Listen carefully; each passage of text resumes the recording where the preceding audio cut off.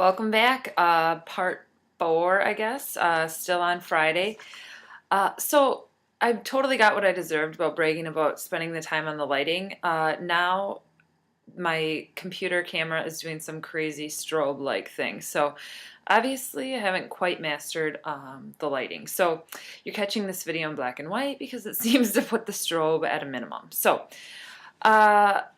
if it's distracting, I'm sorry. But let me just run through some of the quick points from the Friday afternoon sessions. One thing was lecture capture. Most people expect that the audio to be up within 1 hour, video to be up within 2 hours. So I think we continue to hear that over and over, that our students don't want to wait, that they think the time is too long, but yet we continue to do the 24-hour time period. And it just seems like something needs to change with that. We need to figure out a way to have it more automated and really, listen to the student needs. If they can't make it to the lecture at 9 a.m., they need to have it by noon or whatever. So not by 9 a.m. the next day. iTunes U. I'm really starting to like the look and the feel of iTunes U. It really is, as they add more and more schools, there was an Apple representative that did a talk today, specifically somebody who works a lot with iTunes U, and he mentioned University of Wisconsin-Madison as one of the first people to jump on board with iTunes U. And it seems like we don't really, we're kind of separate from the university as far as iTunes U goes, and that's a good thing for most things. But I do kind of like the look and feel of it. I think it's worth taking a look at again and seeing how they utilize those icons, and if nothing else, putting some public video content out there. And the rep was describing today that people are searching it because they want topics on, they want videos on diabetes, and they want it from a university, and they know that these are all from universities. So instead of going out there to YouTube when they never really know what to find. So I think, as nothing else, using it as an outreach tool, similar to that we do with YouTube and Wikipedia, would be a good idea. I heard somebody say today that they are trying to increase the use of instructional design specialists so that they can allow the faculty to do what they do best. And it seems like we need to really take that approach more. And maybe as we build our distance education team of people that really are interested in focusing on online learning, we'll do that. We'll be able to do that. So instead of expecting faculty to come up with some of these technology solutions, we'll be able to do it for them and let them focus on what they do best. So Duke talked about their accreditation process this past year and how impressed the LCME was with their ability to link their schedule, their calendars, their learning objectives, and their lecture videos all together.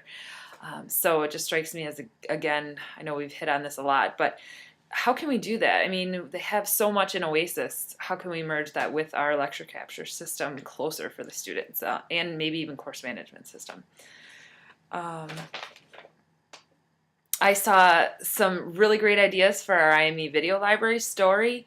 Another promotional recruitment video that was given that really struck me as something that might work well for the physician assistant program. I'll be sure to show you guys that. It's in iTunes U. Just a few little stats. Smartphones for college students. 1.2% of college students in 2005 owned smartphones. 10.1% of college students in 2007. Must be something true.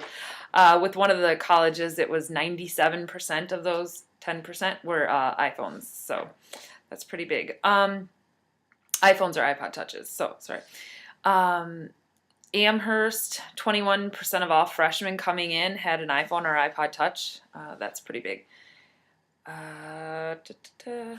So the Apple guy was talking about saving a file a certain way so that it would play back automatically at 1.5 times speed on your iPod Touch or iPhone. So I was interested in hearing more about that. I think he said MLB file, but I'll double check. We have a reception starting 10 minutes ago.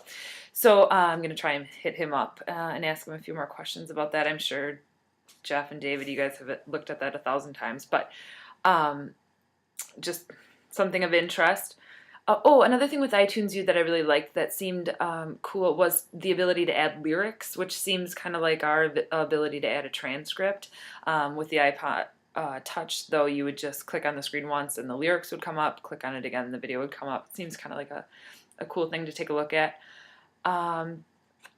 I think that is about it, except for I have, once again, I'm sorry, Jeff and Adrian, that I missed your iPod Nation talk yesterday. I'm sure it was awesome, but iPod Nation Part 2. I map my ride and I map my run and build my own test.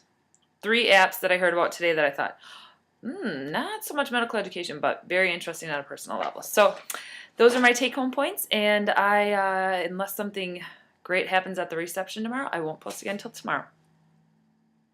Thanks.